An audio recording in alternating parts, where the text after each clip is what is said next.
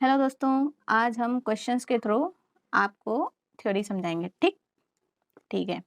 First question देखिए, a sentence is called a if it is either true और false but not both. ठीक है। First question क्या है? A sentence is called a, क्या कहलाएगा? If it is either true. देखो, जो तुम्हारा स्टेटमेंट होता है, क्या होता है? जो तुम्हारा स्टेटमेंट होता है वो तुम्हारा क्या होगा? वो या तो ट्रू होगा या फॉल्स होगा, लेकिन वो दोनों नहीं होता है कभी। ठीक ठीक है। स्टेटमेंट कभी ट्रू और फॉल्स, या तो ट्रू होगा या फॉल्स होगा, दोनों साथ में नहीं होगा। ठीक, तो इसका आंसर हो गया तुम्हारा क्या? B part. ठीक, क्या क्या क्या कहलाएगा? Mathematically acceptable statement. Which of the following is are statement? ठीक, अभी हम लोगों ने देखा स्टेटमेंट क्या होता है। स्टेटमेंट वो होता है या तो ट्रू हो या फॉल्स हो। ठीक, लेकिन दोनों नहीं होने चाहिए। ठीक है। The difference of A and B is less than zero. क्या बोला? The difference of A and B is less than zero. तो ये वाला जो स्टेटमेंट है, ट्रू भी हो सकता है, फॉल्स भी हो सकता है साथ में। इसको हम पक्का नहीं बोल सकते कि ये ट्रू है, इसको हम पक्का नहीं बोल सकते कि ये फॉल्स है। ये जो है हमारा स्टेटमेंट नहीं हुआ। क्यों नहीं हुआ? जैसे देखो, मैंने ए लिया, मान लो कितना लिया? 3, और बी लिया 4, तो ए माइनस बी तुम्हारा आएगा -1। ठीक, तो ये लेस देन जीरो आ गया। अगर वही हम मान लो ए को 4 ले लें और बी को 3 ले लें, तो जो हमारा ए माइनस बी आएगा वो हमारा लेस देन जीरो नहीं आएगा। तो हम इसमें कंफर्म नहीं कर सकते ये ट्रू है या फॉल्स है। ठीक, तो ये हमारा स्टेटमेंट नहीं हुआ, क्योंकि ये दोनों हो सकते हैं, ट्रू भी हो सकता है, फॉल्स भी हो सकता है। तो ये हमारा स्टेटमेंट नहीं। ओपन द विंडो, ये तुम्हारा स्टेटमेंट है? नहीं। जहां कहीं भी ऑर्डर दिया जाता है वो हमारा स्टेटमेंट नहीं होता, तो ये वाला भी हमारा स्टेटमेंट नहीं है। ठीक, नेक्स्ट क्या बोल रहा है? Trichy, Trichy is far from here. तो देखो, हमको पता ही नहीं है कि कहाँ से देखना है। ठीक, दूर भी हो सकता है, पास भी हो सकता है। ठीक है, तो ये हमको बताया नहीं गया ना कि कहाँ कहाँ से देखना है। तो ये भी जो है हमारा स्टेटमेंट नहीं हुआ, क्योंकि हमको पता नहीं है। ये ट्रू भी हो सकता है, फॉल्स भी हो सकता है। ठीक, तो हमारा जो स्टेटमेंट है, कौन सा इन तीनों में स्टेटमेंट है? कोई सा नहीं। तो हमारा जो आंसर आएगा वो डी आएगा। ठीक है। देखो, identify which of the following sentence are statement. कौन सा जो है स्टेटमेंट है? ठीक, लिखा है 10 इज लेस देन एफ। तो क्या हम इसमें ट्रू और फॉल्स बोल सकते हैं? तो ये हमारा क्या है? फॉल्स। 10 तो हमारे से बड़ा होता है ना, 5 से बड़ा होता है 10। तो हम इसको बोल सकते हैं ये फॉल्स है। तो इसलिए ये हमारा क्या है? तो ये हमारा क्या है? स्टेटमेंट। स्टेटमेंट में ये होता है कि कोई भी अगर सेंटेंस दिया है, अगर हम उसको ट्रू या फॉल्स बोल दें, या तो ट्रू बोले या फॉल्स बोले, तो हम बोल देंगे कि वो हमारा स्टेटमेंट है। दोनों नहीं हो सकते साथ में। Every set is an infinite set. ठीक, तो इसको भी फॉल्स हुआ, क्योंकि सारे सेट जो होते हैं वो इनफाइनाइट नहीं होते, कोई कोई फाइनाइट भी होते हैं। मान लो सेट लिया हमने 1 2 3, तो ये क्या हो गया? फाइनाइट सेट हुआ ना, तो वो फाइनाइट है। तो ये भी स्टेटमेंट है। अर्थ इज अ प्लेनेट, कोई पता है? ठीक, तो ये तो ट्रू है ही। इसका आंसर क्या है? सारे तुम्हारे स्टेटमेंट है। आंसर हो गया डी। ठीक, denial of a statement is known as. Denial का मतलब होता है निगेटिव या निगेशन। तो डेनियल को हम लोग क्या बोलते हैं? निगेशन। ठीक, आंसर हो गया B. Write the negation of the statement √2 is rational. ठीक, तो इसका नेगेशन क्या होता है? नेगेशन का मतलब होता है नॉट लग जाता है, तो नेगेशन हो जाएगा √2 इज नॉट रेशनल। ठीक, आंसर क्या हो गया? सी। ठीक, नेगेशन में हमेशा नॉट लगाते, कुछ और नहीं लगाते हैं कि कुछ और है। हमको नहीं पता ना कि कोई चीज कुछ और हो सकती है। ठीक, तो नेगेशन में कभी भी वो होता है, वो नॉट का काम करता है। ठीक, तो अंदर जाके क्या हो जाएगा? √2 इज नॉट रेशनल। ठीक, अब लिखा है write the negation of the statement. लिखा है the sum of 2 and 3 is 7 है, तो इसका जो नेगेशन आएगा वो आएगा the sum of 2 and 3 is not 7। ठीक, ठीक है, तो इसका ये आंसर बी वाला तो नहीं होएगा। मतलब ये लिखा होता है the sum of 2 and 3 is not 7, तो ये सही होता बी वाला। ठीक, नेगेशन का मतलब ये होता है कि अगर कोई स्टेटमेंट फॉल्स है तो उसको ट्रू बनाना, और ट्रू है तो फॉल्स बनाना। सम ऑफ 2 एंड 3 इज 7, ये फॉल्स था, तो इसको ट्रू बनाने के लिए क्या होगा? The sum of 2 and 3 is not 7। ठीक, और ये भी हो सकता है it is false that the sum of 2 and 3 is 7। ठीक, ठीक है, तो यहाँ पे आना चाहिए the sum of 2 and 3 is not 7, और फिर ये it is false that the sum of 2 and 3 is 7। तो ठीक है, उस हिसाब से बी एंड सी आंसर होगा, तब आएगा डी पार्ट। ठीक, आंसर तुम्हारा ठीक है। अब लिखा है a statement which is made up of two or more statement is called, ऐसा स्टेटमेंट जो एक या एक से ज्यादा स्टेटमेंट से मिलके बना होता है उसको हम क्या बोलते हैं? ऐसे स्टेटमेंट को हम बोलते हैं कंपाउंड स्टेटमेंट। ठीक, क्या बोलते हैं? Compound statement. ठीक, a statement which is made up of two or more statement उसको हम बोलते हैं कंपाउंड स्टेटमेंट। ठीक, यहाँ पे ऑपरेशन डिफरेंट भी हो सकते हैं, जैसे और है, एंड भी लग सकता है। ठीक, इम्प्लीकेशन वाला सिंबल भी लग सकता है। दो या दो से ज्यादा स्टेटमेंट को मिला के स्टेटमेंट बनता है उसको हम बोलते हैं कंपाउंड स्टेटमेंट। ठीक, तो इस हिसाब से इसका आंसर हो जाए सी। ठीक, द कनेक्टिंग वर्ड्स, देखो नाम में ही लिखा है the connecting words which are found in compound statement like and or etc are often used in mathematical statement, उनको हम क्या बोलते हैं? ठीक है, बोला। अब लिखा है कनेक्टिंग वर्ड्स, तो उसको क्या बोलेंगे? कनेक्टिव्स। तो एंड और हमारे क्या हो गए? कनेक्टिव्स। कनेक्टिव्स का मतलब होता है दो स्टेटमेंट को जोड़ के, जोड़ना, कनेक्ट करते हैं। कनेक्टिंग वर्ड्स है तो दो स्टेटमेंट को जो कनेक्ट करते हैं उनको हम क्या बोलते हैं? ये क्या है? कनेक्टिव्स। ठीक, जोड़ा है। जैसे देखो ये ए और बी था, तो ए और बी को जोड़ा है इन्होंने, इस और ने ए और बी को जोड़ा है, तो ये क्या हुआ? कनेक्टिव्स। ठीक, देखो the compound statement with and is if all its component statements are true and the compound statement with and, मान लो a and b, ठीक है, ये ट्रू कब आएगा? एंड वाला जो होता है ट्रू कब आता है? जब उसके जितने भी हैं, ये वाला जो तुम्हारा कंपाउंड स्टेटमेंट है ये ट्रू कब आएगा? जब ये वाले जो तुम्हारा ए स्टेटमेंट है, बी स्टेटमेंट है, ये दोनों ट्रू होंगे। ठीक, एंड वाले में क्या होता है? एंड वाले में ये रहता है, देखो एंड वाले में अब ये है, ये तुम्हारा ट्रू कब आएगा? ये एंड का सिंबल है, ये ट्रू कब आएगा? जब तीनों ट्रू होंगे। एंड वाले में अगर तुम्हारा एक भी फॉल्स हुआ, बाकी तुम्हारे अगर ट्रू भी हुए तो तुम्हारा फॉल्स आएगा। ठीक, ठीक है, एंड वाला ट्रू तभी आता है जब तीनों ही, जितने भी तुम्हारे, एंड वाला ट्रू तब आता है जब तुम्हारे जितने भी स्टेटमेंट दिए हैं वो सारे के सारे ट्रू हों। अगर एक भी फॉल्स है तो फॉल्स आएगा। ठीक, तो क्या है? If all its components are true, अगर सारे कंपोनेंट स्टेटमेंट ट्रू हैं तो इस, तो कंपाउंड स्टेटमेंट क्या आता है? ट्रू। ठीक, ये देखते हैं, जल्दी जल्दी करते हैं थोड़ा। ठीक है, component statement with an or is when one component statement is true or both the components statement are true. देखो और के केस में क्या होता है? जैसे ये है और लगा है, और के केस में क्या होता है? अगर तुम्हारा एक भी ट्रू है तब भी ट्रू आ जाएगा तुम्हारा। ए अगर ट्रू है बाकी तुम्हारे फॉल्स भी हैं। अब देखो जैसे और वाले में क्या होता है? और वाले में अगर तुम्हारा एक भी ट्रू है तो ट्रू आएगा। अगर एक भी ट्रू है, एक से ज्यादा भी ट्रू हो सकते हैं, जैसे देखो ए बी है और वाला देखो true true true false false true false false. ठीक, तो ए और बी क्या आएगा तुम्हारा? इधर ट्रू आएगा। अगर तुम्हारा एक भी ट्रू है तो ट्रू आएगा, अगर एक से ज्यादा भी ट्रू है तब भी ट्रू आएगा। अगर एक ट्रू है ट्रू आएगा।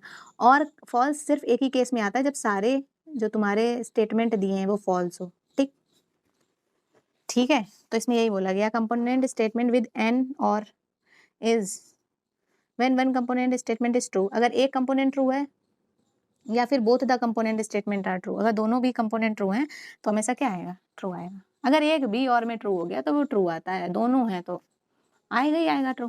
ठीक, और सिर्फ एक केस में फॉल्स आता है जब सारे स्टेटमेंट तुम्हारे फॉल्स हो। ठीक है, the phrases like there exist and for all are called, ये सब क्या होता है? देयर एग्जिस्ट का सिंबल कैसा होता है? इस टाइप से। ठीक, ये क्या है? There exist. फॉर ऑल का सिंबल कैसा होता है? ये इस टाइप से। ठीक, तो ये तुम्हारे क्या होते हैं? ये क्वांटिफायर्स होते हैं। ठीक, ये तुम्हारे क्या होते हैं? क्वांटिफायर्स। ठीक, फॉर ऑल तुम्हारा बता रहा ना कि सारे लेने हैं। ठीक है, देयर एग्जिस्ट का मतलब क्या होता है? सम ऑफ देम, मतलब कुछ लेने हैं। तो ये तुम्हारे क्वांटिटी बता रहा है ना कि तुम्हें सारे लेने हैं या कम लेने हैं, तो इस हिसाब से ये तुम्हारे क्या हो गए? क्वांटिफायर्स। ठीक है, तो contrapositive and converse are certain other statement which can be formed from a given. तो कंट्रा पॉजिटिव और जो कन्वर्स तुम्हारा रहता है ना, कंट्रा पॉजिटिव और जो कन्वर्स रहता है तुम्हारा, वो हम इस टाइप से चीजों का निकालते हैं, जैसे पी इम्प्लीकेशन क्यू, इसका हम निकालते हैं कंट्रा पॉजिटिव और कन्वर्स। ठीक, तो इसको हम क्या बोलते हैं? इफ पी देन क्यू, मतलब किस टाइप के स्टेटमेंट का हम कंट्रा पॉजिटिव निकालते हैं?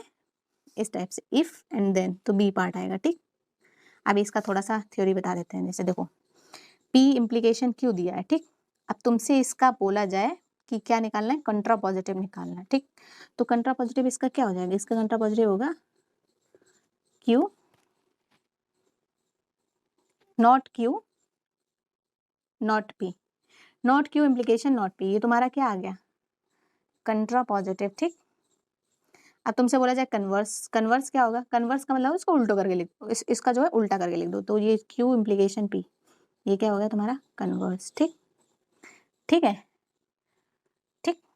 और एक तुम्हारा होता है इनवर्स भी होता है। ठीक, इनवर्स का मतलब होता है इसमें नेगेशन लगा के लिख दो, negation of P implication negation of Q. ठीक, ये नेगेशन का सिंबल है। ठीक, तो ये इनवर्स की प्रॉपर्टी होती है, ये आ सकता है, ये तुम्हें दिया होगा। ठीक, और तुमसे बोला जाए इसका कंट्रा पॉजिटिव लिखो तो ये लिखोगा, कन्वर्स लिखो तो ये होगा, इनवर्स लिखो तो ये होगा। ठीक, आगे इस टाइप से क्वेश्चन आएंगे तो हम बताएंगे क्या है। ठीक है, अब देखो, right the contrapositive of the statement. If contrapositive, if a number is divisible by 6 then it is divisible by 3। If के, ये तुम्हारा क्या हो गया, ये तुम्हारा हो गया पी स्टेटमेंट। ठीक, और जो देन के बाद होता है वो क्यू। ठीक, इस तरह से हो गया तुम्हारा पी इम्प्लीकेशन क्यू टाइप से हो गया ना। ठीक, तो इसका कंट्रा पॉजिटिव क्या होगा, हमने देखो कंट्रा पॉजिटिव क्या पढ़ा, नेगेशन ऑफ क्यू, ये वाला जो है पहले आता है और ये वाला जो है बाद में आता है। ठीक, इसका कंट्रा पॉजिटिव क्या पढ़ा था, negation of Q implication negation of P. Negation का मतलब होता है नॉट लगना। ठीक, ये तो होता है ना। अब देखो क्यू तुम्हारा क्या था, इट इज डिविजिबल बाय 3। ठीक, ये तो था। इट इज का मतलब क्या, नंबर इज डिविजिबल बाय 3। ठीक है, तो हमेशा इफ लगाते हैं आगे कोई भी स्टेटमेंट, जब हम इस टाइप का इम्प्लीकेशन वाला स्टेटमेंट स्टार्ट करेंगे तो क्या लगाएं, इफ क्यू क्या है, इट इज डिविजिबल बाय 3, फिर इसमें क्या लिखेंगे, if a number is not divisible by 3, यही आएगा ना, if a number is not divisible by 3। ठीक, नॉट लग जाएगा इसमें, और फिर इम्प्लीकेशन में क्या है, देन, तो ये वाला इसमें भी नॉट लग जाएगा ना, if a number is not divisible by 3 then it is not divisible by 6। इसका आंसर आएगा it is not divisible by 6। ठीक है, तो इसका आंसर जो है नन ऑफ दीज आ जाएगा। ठीक, देखो, if a number is not divisible by 3, if it is not divisible bye 9, इस तरह से होता है ना, ये 9 लिखा है ना, 9 की जगह 6 लिखा होता। ठीक, ठीक है, अब देखो the converse of the statement, ये तुम्हारा क्या है, इफ के बाद जो होता है वो तुम्हारा पी होता है, और जो देन के बाद होता है वो तुम्हारा क्या होता है क्यू। ठीक, अब बताओ ये क्या है, पूछा क्या गया है, the converse of the statement. Converse, तो ये पी इम्प्लीकेशन क्यू टाइप से लिख देंगे, कन्वर्स क्या था, उल्टा करके लिख दो, ये तो था ना, कन्वर्स तुम्हारा क्या था, उल्टा करके लिख दो, पी इम्प्लीकेशन क्यू का क्यू इम्प्लीकेशन पी, तो मतलब जो बाद में है वो पहले आएगा। ठीक, इसका मतलब क्या होगा, if a number n square is odd then n is odd, ये तो आएगा ना, ये तो आएगा, इसको उल्टा करके लिखो। अब ये नहीं लिख सकते if n square is odd, अब नंबर नंबर की बात हो रही है ना, if a number n square is odd then n is odd, तुम्हारा कन्वर्स क्या आ जाएगा, उल्टा करके आएगा बी। ठीक, अब देखो लिखा है the converse of a statement P implication Q is the statement. Converse अभी हम लोगों ने पढ़ा था, हमने बोला था कन्वर्स क्या होता है, पी इम्प्लीकेशन क्यू का कन्वर्स क्या है, क्यू इम्प्लीकेशन पी, उल्टा है ना, तो इसका आंसर क्या हो जाएगा, इसका कन्वर्स क्या हो जाएगा, क्यू इम्प्लीकेशन पी हो जाएगा बी पार्ट। देखो the contrapositive of the statement, कंट्रा positive में क्या था, पी इम्प्लीकेशन क्यू का कंट्रा पॉजिटिव क्या था, implication of Q, P implication Q का कंट्रा पॉजिटिव क्या था, नेगेशन ऑफ क्यू इम्प्लीकेशन, इसको बोलते हैं इम्प्लीकेशन सिंबल। ठीक, negation of Q implication negation of P, ये तो आएगा ना। ठीक, तो इसका आंसर क्या हो गया, ये नोट कर लियो, ये इंपॉर्टेंट है, ये 3 फॉर्मूले, इसका जो है ये क्या होगा। ठीक है, ये नोट कर लेना। ठीक, तो इसका आंसर आ जाएगा तुम्हारा क्या, ये कंट्रा पॉजिटिव में क्या था, उल्टा हो जाता है और नेगेशन लग जाता है, ये तो होता ना कंट्रा पॉजिटिव में, उल्टा हो जाएगा और नेगेशन लग जाएगा, तो ये आ गया। विच of the following is a statement. अब बताओ स्टेटमेंट हम लोग पहले पढ़ चुके हैं, स्टेटमेंट क्या होता है, स्टेटमेंट वो होता है या तो ट्रू हो या फॉल्स हो, मतलब हम स्टेटमेंट वो चीज होती है जिसमें हम बता सकें कि ये ट्रू है या फॉल्स है, देख के बता सकें। ठीक, दोनों नहीं होने चाहिए। अब देखो एक्स इज एन इंटीजर, ठीक, तो हमको पता ही नहीं है कि जो एक्स है, तो हमें एक्स पता ही नहीं है कि है क्या, सच में इंटीजर है कि नहीं है, तो हम जब तक हमें एक्स की वैल्यू नहीं पता होएगी कि एक्चुअल में एक्स है क्या, तब तक हम नहीं बता सकते कि वो इंटीजर है या नहीं। स्टेटमेंट जो है ये स्टेटमेंट नहीं हुआ, क्योंकि हम बता ही नहीं सकते ट्रू है या फॉल्स है। Switch off the light, order वाला कभी स्टेटमेंट नहीं होता। ठीक, अब 9 is a natural number, 9 is a natural number, तो ये जो है तुम्हारा, ये हम बता सकते हैं ट्रू है, तो सी जो है जिसमें हम बता सकें ट्रू या फॉल्स तो वो हमारा स्टेटमेंट होता। अब देखो 9 इज ए नेचुरल नंबर है, अब 9 है तुम्हारा, ठीक। नेचुरल नंबर क्या होता है? 1 2 3 4 ये सब तुम्हारे क्या है? नेचुरल नंबर है ना, ठीक। 9 इज ए नेचुरल नंबर, ठीक। अब अगला negation of the statement a square is a rectangle, इसका नेगेशन क्या होगा? नॉट लगा देंगे, a square is not a rectangle. कहाँ गया ए पार्ट, ठीक। जल्दी करते हैं। The contrapositive of the statement if P then Q, contrapositive में हम लोगों ने भी क्या पढ़ा था? उल्टा हो जाएगा प्लस नेगेशन लग जाएगा, ये तो पढ़ा था। अब इसका उल्टा हो जाएगा, क्यू पी हो जाएगा और नेगेशन भी लग जाएगा, तो इसका आंसर क्या हो गया बी, ठीक। अब नेक्स्ट क्वेश्चन देखो, लिखा है identify the conditional P implies Q, ठीक। चीज और बताते हैं, जैसे पी इम्प्लाइज क्यू है, इसके बहुत इसके इसको कितनी तरह से पढ़ा जा सकता है हम ये बताएंगे, ठीक। जैसे पी इम्प्लाइज क्यू है, इसको हम बोलेंगे इफ पी देन क्यू, ये भी बोल सकते हैं। इसको बोल सकते हैं पी इम्प्लाइज क्यू, ठीक। इसको बोलते हैं पी ओनली इफ क्यू, ठीक। और बोल सकते हैं क्यू इफ पी, फिर बोल सकते हैं क्यू फॉलोज फ्रॉम पी, ठीक।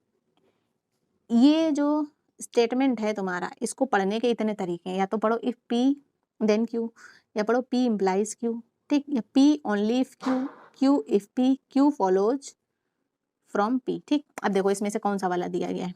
पी इम्प्लीकेशन क्यू है, इसमें कौन सा वाला इसमें से दिया गया है? कौन सा वाला दिया गया है?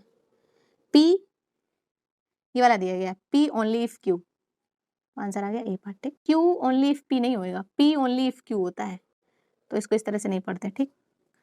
अब लिखा है Q is sufficient for P, ये भी नहीं है। P is necessary for Q, ये भी नहीं, ठीक। तो इसका आंसर आ गया ए। अब देखो the negation of the statement 5 is greater than 7, तो इसमें तुम्हें क्या है? डायरेक्ट नॉट लगा देना, 5 is not greater than 7, B part, ठीक।